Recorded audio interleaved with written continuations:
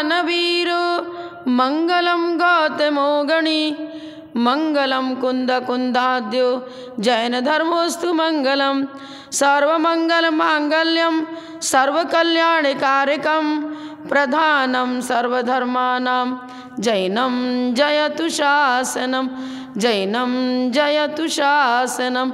जय बोलो श्री अनंतानंद परम सिद्ध भगवान की, 1000 चिंतामणि पार्श्वनाथ भगवान की, परम पूज्य आचार्य श्री आदिसागर जी महाराज की, परम पूज्य आचार्य श्री शांति सागर जी महाराज की, परम पूज्य प्रथम गणनियारिका रत्न श्री 105 विजयमती माता जी की जय।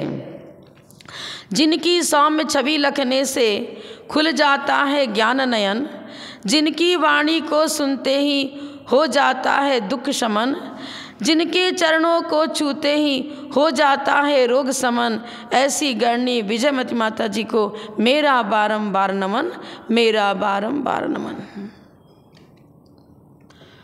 बंधुओं, कल मैंने बताया था कर्म पर विजय प्राप्त करने के लिए हमें एक विजय ध्वज की स्थापना अपने महल पर करनी है, और वह विजय ध्वज ही हमारे परिवार के लिए सुख समृद्धि का कारण बनेगा। घर की शोभा उससे बढ़ती है। अपने आत्मिक गुणों को सुसज्जित करें, मंडित करें। निज घर को शोभित करने के लिए विकारों का निष्कासन अति आवश्यक है।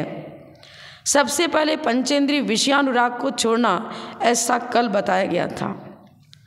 आज हम ये बताएंगे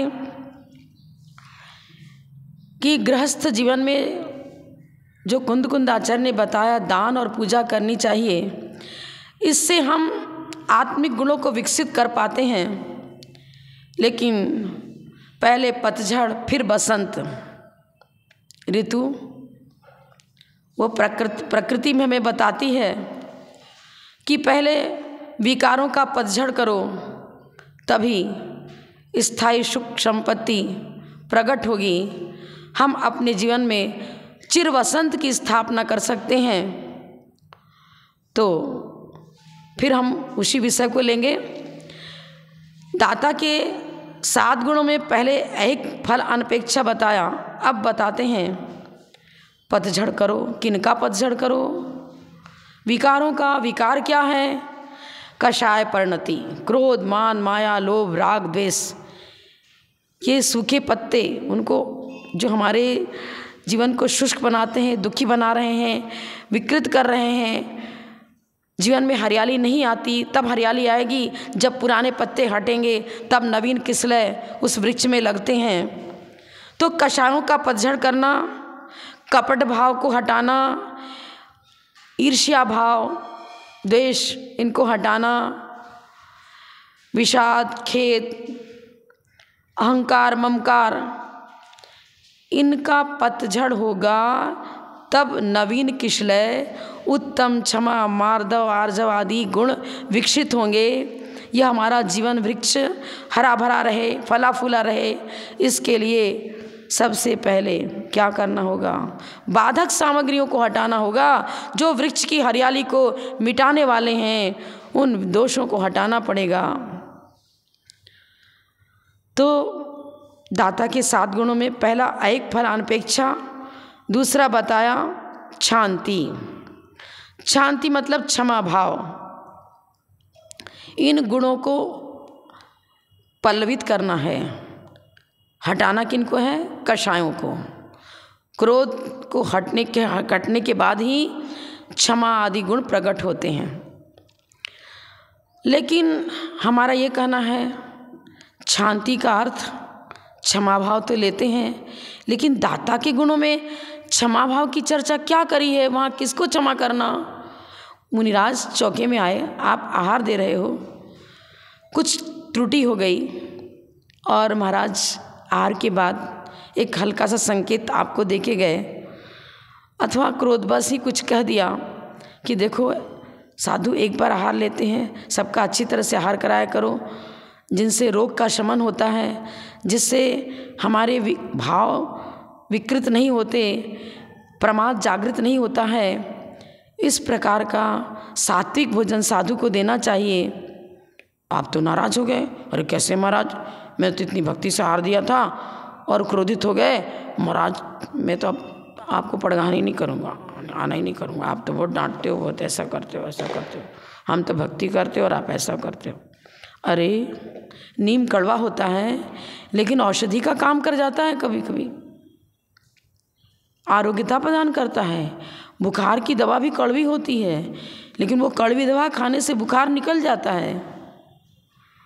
तो शांति, अच्छे शांत भाव से नमोकार मंत्र पढ़ते हुए विशुद्धि को बढ़ाते हुए दाता की विशुद्धि बढ़ेगी तो मुनिराज की विशुद्धि बढ़ेगी। एक दिन मैंने आपको शायद बताया था कि आचार्य महावीर कीर्ति जी महाराज ने एक बार सामायिक के बाद अपने शिष्यों को एक संदर्भ बताया। उन्होंने कहा, देखो कल मैं जहाँ आहार करने गया था वह किसान था, किसान खेती, जैनी भी तो खेती करते हैं ना, तो उसने ज्वारी की रोटी बनाई थी और छाछ मट्ठा रखा था, वही आहार में मुझे दिया। और आहार देते समय वो क्या बोल रहा था, महाराज आपका तप बढ़े, आपका ज्ञान बढ़े, आपकी साधना बढ़े और निकट भव में आप मोक्ष जाओ, आपके जीवन में रिद्धि सिद्धि प्रकट हो, भव्य जीवों का कल्याण आपसे निरंतर होता रहे, इत्यादि शब्दों का उच्चारण करता हुआ वह भक्तिपूर्वक आहार दे रहा था।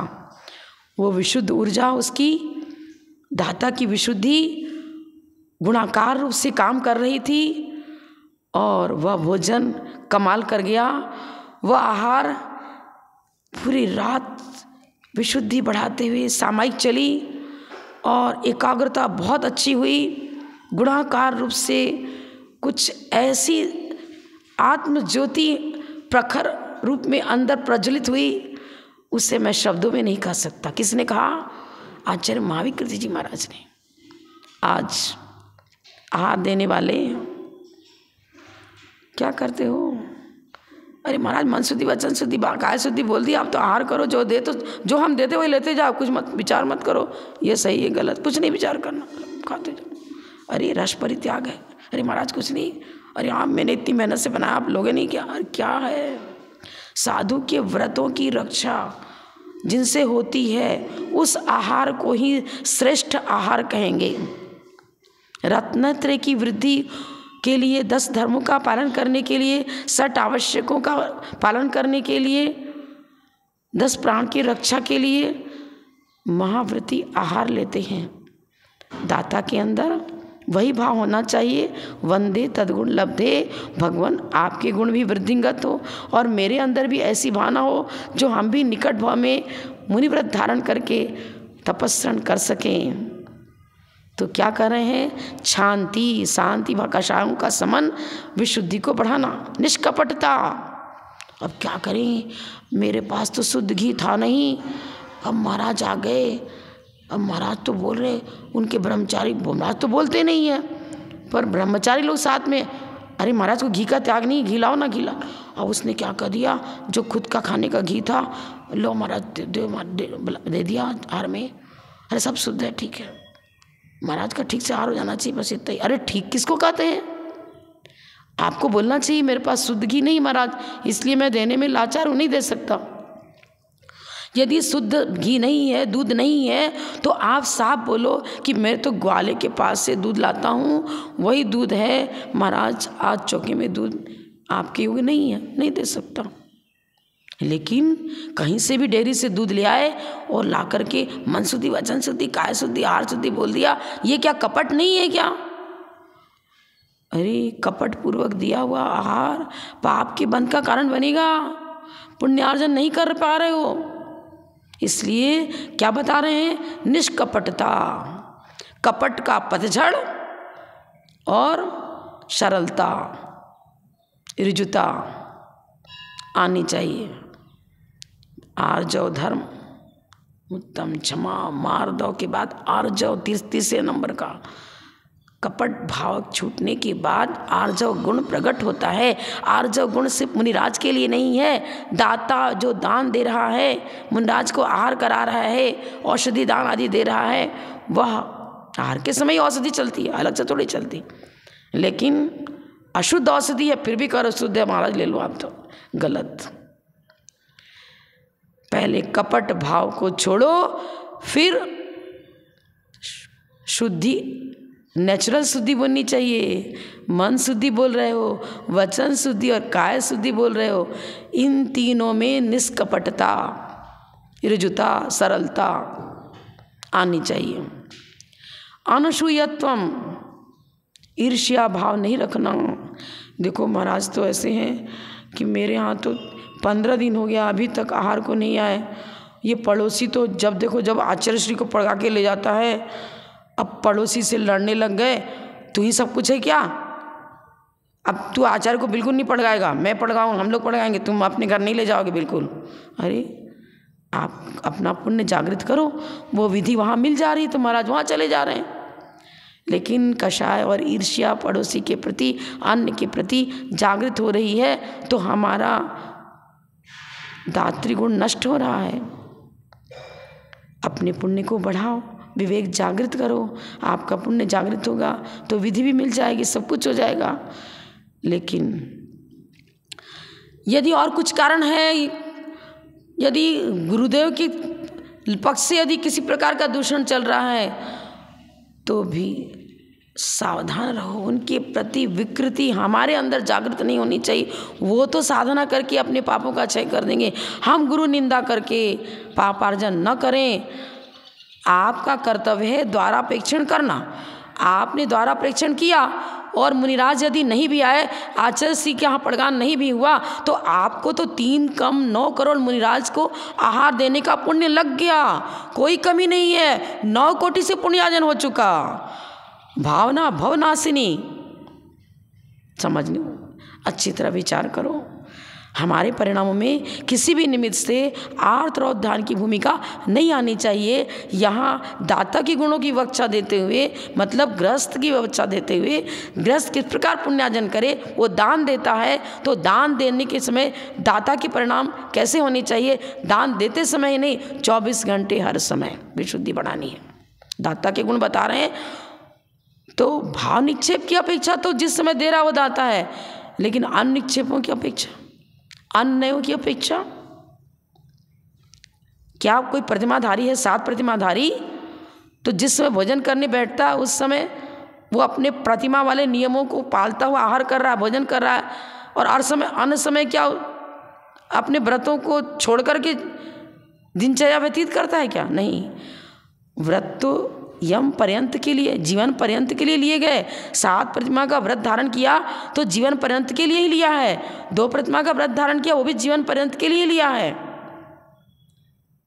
ये दिग्व्रत, देश व्रत, अनर्दंड जो व्रत बताए, 4 शिक्षा व्रत और 3 गुण व्रत, आजीवन जीवन पर्यंत के लिए वो प्रतिज्ञा ये होती हैं। महाव्रत अणुव्रत धारण करते हैं ये। तो व्रतों का विशुद्धि बढ़नी चाहिए, अतिचार टलना चाहिए। फिर क्या बता रहे? अविषादित्वम। अरे क्या बताएं, महाराज का चातुर्मास हुआ और कोई चौका जल्दी लगाता नहीं है, मेरे को लगाना पड़ता है। 1 वर्ष में जो धनराशि खर्च होनी थी वो तो 4 महीने में खर्च हो गई। अब क्या करूं, बहुत विषाद हो रहा है, बहुत दुखी हो रहा है अंदर, क्या करूं, अब मेरे को तो कर्ज लेना पड़ेगा किसी से। अरे क्यों ऐसा किया? तुम जो रोटी दाल खिलाते थे वही महाराज को खिलाते, कोई कमी नहीं आती। यथाशक्ति, शक्तितस त्याग, शक्तितस तप होता है। दान भी शक्तितस, शक्ति के अनुसार करो ना, विषाद की आवश्यकता ही नहीं, विषाद करना ही नहीं पड़ेगा। आपके बस का है उतना ही करो, शक्ति अनुसार दान और तप करना चाहिए। अविषादित्व क्या? फिर आचार्य बता रहे मुदित्वम, दान देकर हर्षित होना, ये दाता का एक विशेष गुण है। हर्ष का मतलब एक आत्मिक आनंद, वात्सल्य भाव। हर्ष विषाद एक पर्याय बुद्धि से होता है। देखिए पर्याय बुद्धि तो मिथ्यात्व की ओर ले जाती है। छडाला में, द्रव्य संग्रह में, रत्नकरण शावकाचार में, न्याय ग्रंथों में ऐसी विवक्षा दी है, पर्याय बुद्धि तो हालाल विषय, लेकिन पर्यायार्थिक नय हमें तत्व बोध देता है, रत्नत्रय की उत्पत्ति का बीज है। द्रव्यार्थिक और पर्यार्थिक नय के द्वारा वस्तु तत्व का बोध होता है। वस्तु तत्व बोध के बिना कषायों का निष्कासन, आत्मिक गुणों का विकास असंभव है। भेद प्रभेद पूर्वक आत्मिक गुणों की चर्चा पर्यार्थिक नय करता है और अभेद पूर्वक, अब अभेद आया कहाँ से? पहले भेद पूर्वक वस्तु तत्व को जाना, जानते समय ज्ञान की धारा चल रही है। उपचरित नय से वस्तु का स्वरूप क्या है, अनुपचरित व्यवहार नय से क्या है, द्रव्यार्थिक कर्मोपाधि निरपेक्ष द्रव्यार्थिक नय से वस्तु का स्वरूप क्या है, कर्मोपाधि सापेक्ष से क्या है, सबको जान लिया। पहले सीखा रसोई बनाने वाली महिला ने कि जलेबी कैसे बनती है, कचौड़ी कैसे बनती है, सीखा, फिर बनाया भी उसी विधि से। और बनाने के बाद जब वो जीभ पर कचौड़ी रखती है, अब उसका माइंड उधर नहीं चल रहा है कि कचौड़ी कैसे बनती है, वो तो उस रस का आनंद ले रही है। पर्यार्थिक नय वस्तु स्वरूप का बोध कराता है, विधि सिखाता है, आत्मिक सुख की ओर हमें ले जाने की प्रक्रिया सिखाता है। लेकिन जो सिखाया उस सीखने के बाद जब उस तत्व का हम अंतर्मुख प्रवृत्ति पूर्वक अनुभव करते हैं तो अनुभव अभेद विवक्षा पूर्वक होता है। भेद विवक्षा में तो क्या है, भेद विवक्षा में वो अभेद रूप जो आनंद आता है, भेद विवक्षा में तो सीख रहा है कि अब कचौड़ी बनाने के लिए हमको आटा भी लाना पड़ेगा, घी भी लाना पड़ेगा और सारी सामग्री जुटानी पड़ेगी और इस विधि से बनानी पड़ेगी। यहाँ वो भेद विवक्षा नहीं चल रही है। न्याय ग्रंथों में एक उदाहरण दिया है, पापड़ कोई खा रहा है, अब कुड़कुड़ की आवाज़ सुनने में उसका उपयोग है तो पापड़ का जो रस का आनंद है वो उसको नहीं आएगा। जब जिह्वा इंद्री काम कर रही है उसमें कर्णेंद्री काम नहीं करती, जिसमें कर्णेंद्री काम करती है उसमें जिह्वा इंद्री काम नहीं करती, उपयोग एक तरफ इंगेज होता है। अब रत्नत्रय स्वरूप आत्मा है, चिंतन चल रहा, अभी कुछ चिंतन में आनंद नहीं है। चिंतन जब समाप्त होगा और उस चिंतन से जो उसने भूमिका प्राप्त करी वो अब आनंद ले रहा है। कचौड़ी बनाना सीखा, फिर तैयार किया, अब खाने के समय जिह्वा इंद्री पर रखा, हाँ बिल्कुल सही है। अचानक किसी ने पूछ लिया भाई नमक सही है क्या, अब उसका उपयोग कचौड़ी के उस सामूहिक जो अभेद रूप जो आनंद आ रहा था वो तो हट गया, अब नमक को दे रहा है, नमक ठीक है कि नहीं, बस वही देख रहा है। तो भेद विवक्षा, कचौड़ी के ही गुणों का वर्णन चल रहा है कि नमक सही है कि नहीं है, लेकिन भेद विवक्षा चल रही है।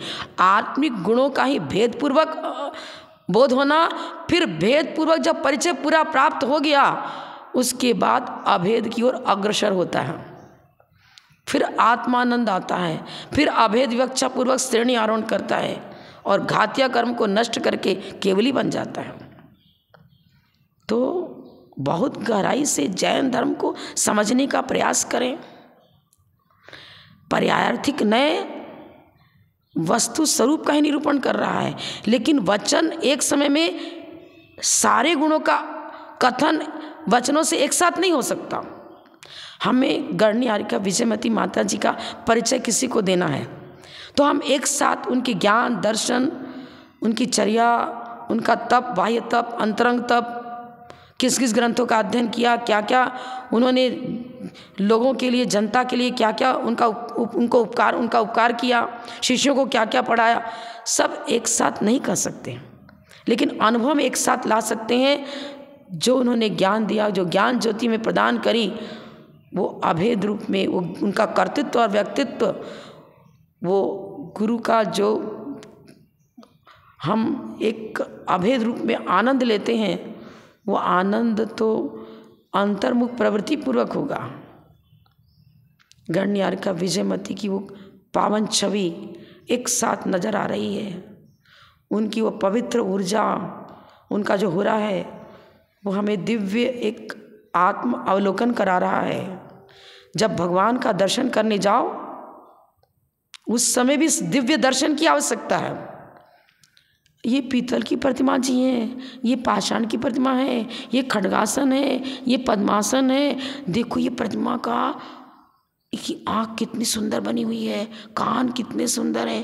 अरे तू बॉडी कंस्ट्रक्शन देख रहा है या वीतराग छवि को निहार रहा है, क्या कर रहा है? क्या देव दर्शन हुए क्या तुझे? देव दर्शन का मतलब अनंत चतुष्टय का अवलोकन, उनकी नासा दृष्टि, वीतराग छवि, वो वीतरागता नजर आई है। ना मुझे पीतल के भगवान नजर आ रहे हैं, ना पाषाण के नजर आ रहे हैं, ना खड्गासन, ना पद्मासन। बहिर्मुख प्रवृत्ति नहीं, ये बॉडी तो पुद्गल है, इसके अंदर छिपी हुई जो केवल ज्ञान ज्योति, वो केवल ज्योति नजर आ रही है। वो अनंत चतुष्टय का अवलोकन हो रहा है स्मृति पूर्वक, इंद्रियों से नहीं। स्मृति ज्ञान मति ज्ञान का ही भेद है, लेकिन स्मरण के द्वारा तत्व ज्ञान जागृत होता है। न्याय ग्रंथ पढ़ा हमने, समय सार पढ़ा, नियम सार पढ़ा, रटने के लिए नहीं पढ़ा था, गाथाओं को रटने के लिए नहीं पढ़ा था, दर्पण के सामने दर्पण को देखने के लिए नहीं गए थे, पुस्तक के अक्षरों का अवलोकन करने के लिए पुस्तक नहीं खोला था। उनके माध्यम से हमें वो तत्व ज्ञान जानना चाहिए था जिससे क्या हुआ, स्व को जान सकें। ज्ञान सपर प्रकाशक होता है। सम्यक ज्ञान पूर्वक पहले जिनेंद्र देव के स्वरूप को जाना, फिर वंदे तद्गुण लब्धे और सोहम सोहम की रट लगी। क्या बताते हैं, दासोहम रटता प्रभु आया तेरे द्वार, द दर्शत ही मिट गयो सोहम रहो प्रकाश, सोहम सोहम ध्यावते रह न सको सकार, अहम रूप में रह गयो अविनाशी अविकार। ये देव दर्शन की विधि है। गण्यहारिका विजयमती माता जी प्रवचन में बहुत बार ये मेथड बताती थी कि हमें देव दर्शन कैसे करना। ज्ञान चक्षु से करो, चर्म चक्षु को खोलना है। चकला बेलन का सहारा लिया, लेकिन रोटी तो गेहूं ही रोटी रूप वर्णन करी थी। उपादान को जागृत करने के लिए निमित्त का सहारा लेना पड़ता है। निमित्त का सहारा तो लिया, पर उपादान 1% भी जागृत नहीं हुआ, विकार नहीं हटे, कसायों का उन्मूलन नहीं हुआ, वीतराग परिणति आई ही नहीं, अभक्ष भक्षण भी नहीं छोड़ा, जिंदगी भर आलू मूली गाजर खाते रहे। क्या देव दर्शन किया? कुछ भी नहीं। चालनी में दूध डालो, निकलता चला जा रहा है। सत्पात्र बन करके देव दर्शन करो, सत्पात्र बन करके आहार दान दो, ज्ञान दान, औषध दान, सब कुछ जितनी धार्मिक क्रियाएं करते हैं, हमें सब जगह लक्ष्य यही रखना है कि पापों का उन्मूलन और उस साथ से पुण्य का अर्जन, जिससे कि हम अपनी आत्मा को परमात्मा बना सके। तो यहाँ पुरुषार्थ सिद्धि उपाय ग्रंथ में अमृत चंद्राचार्य ने दाता के 7 गुणों का वर्णन करते हुए ये बताया है कि करो, क्या करो। हेडिंग मैंने क्या बताया था, पतझड़ फिर वसंत, विकारों का पतझड़, अस्ति और नास्ति। अकेला अस्ति भी महत्वपूर्ण नहीं, अकेला नास्ति महत्वपूर्ण नहीं। पहले शांति धारा में पहले छिंदी छिंदी भिंदी भिंदी आता है, उसके बाद कुरु कुरु आता है। पहले घातिया कर्म नष्ट हुए, तब अनंत चतुष्टय प्रकट हुआ। यहाँ दाता के 7 गुणों को बताते हुए अमृत चंद्र स्वामी यही लिख रहे हैं कि पहले विकारों का उन्मूलन करो, विषयानुराग छोड़ो, कसायों को छोड़ो, कपट छोड़ो, ईर्ष्या भाव छोड़ो, दान देकर विषाद मत करना कि मेरा बहुत धन खर्च हो गया, हर्षित होना, अहंकार ममकार नहीं रखना कि मेरे जैसा आज तक कोई दानी बना नहीं, मैं करोड़ों की संपत्ति यहाँ दे चुका, वहाँ दे चुका, यहाँ दे चुका। माता जी बताती थी, अरे तू मनुष्य होकर के भी गिनती करता है। पेड़ पौधे, वो आम का वृक्ष कभी नहीं बताता कि मैंने लोगों को कितने फल खाने के लिए दिए, अपने जीवन में कितने फल पैदा किए और लोगों को कितना अर्पित किया, गिनकर नहीं बताता। उसके पास एकमात्र स्पर्शन इंद्रिय है, पर तुझसे अच्छा है, तू तो गिन गिन के बताता फिरता है, ये वेदी मैंने बनाई, ये भगवान मैंने विराजमान किए। अरे मैं क्या, मैं किसके लिए? वो धन तो उसका स्वामित्व आपका तात्कालिक है, वो भी मात उपचरित असद्भुत व्यवहार से। चिंतन करो, जो मेरा नहीं था, लेना देना उसी के साथ होता है जो मेरा स्वरूप नहीं है। स्वरूप तो त्रैकालिक होता है, उसके साथ लेना देना बनता ही नहीं। क्या दिया क्या लिया, विशुद्धि बढ़ाई मात्र। अपने कर्तव्य का पालन किया, श्रावक धर्म का पालन किया, मुनि धर्म का पालन किया। अपने धर्म का पालन करना, आत्मिक गुणों को विकास के लिए दान दिया जा रहा है। हम हर्ष विषाद करते हैं, अरे हर्ष विषाद, यहाँ बताओ, हर्ष तो बता रहे, वो हर्ष इसलिए हुआ कि मैंने अपने कर्तव्य का पालन किया। हर्ष इसलिए नहीं कि मैंने दूसरे वाले को डाउन किया, मैं बड़ा। अहंकार ममकार को, भावनाओं को लेकर के यदि अहंकार कषायों को वर्धित करने वाला वो हर्ष विषाद, तो रति अरति इंद्रियजन सुख दुख में आता है, उसको छोड़ना है। हे तत्व को समझो, उपादेय तत्व को समझो, तब ये किया हुआ दान वो कैसा बनेगा। भरत चक्रवर्ती खड़ा हो जाता था, राज को आहार देने के लिए पड़गा कर ले जाता था। वो दान भेद विज्ञान को जन्म देने वाला बना और अंतर्मूर्त में केवली बन गया। हमें भी ऐसे श्रेष्ठ दाता बन करके मुनि संयमों की रक्षा करनी है, संयम की रक्षा करनी है, और उस संयम के पौधे का अपने जीवन में विकसित करने का प्रयास करते रहना है। यही अमृतचंद आचार्य महाराज हम सबके लिए संदेश दे रहे हैं। उनके संदेश को जीवन में साकार करें, और तो पंचम काल मेरे लिए कोई दुखदायी नहीं बनेगा। हम निकट भव में मोक्षगामी बन सकते हैं। इतना ही कहकर मैं विराम लेती हूँ। जब बोलो परम पूज्य प्रथम गणयारिका रत्न श्री 105 विजयमती माता जी की जय। जय धर्म की जय।